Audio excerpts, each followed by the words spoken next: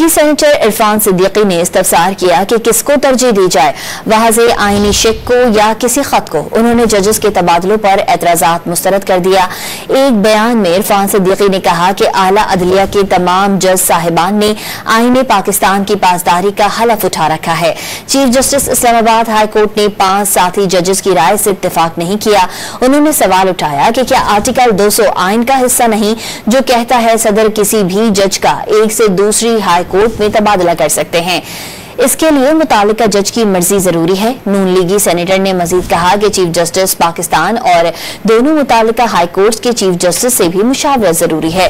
लीगी सेनेटर इरफान सिद्दीकी ने जजेस के तबादले पर एतराज़ात मुस्तरद कर दिए। सोशल मीडिया पैगाम में कहा है कि आइन का आर्टिकल 200 सदर मुमलिकत को हाई कोर्ट के किसी भी जज का तबादला दूसरी हाई कोर्ट में करने का इख्तियार देता है।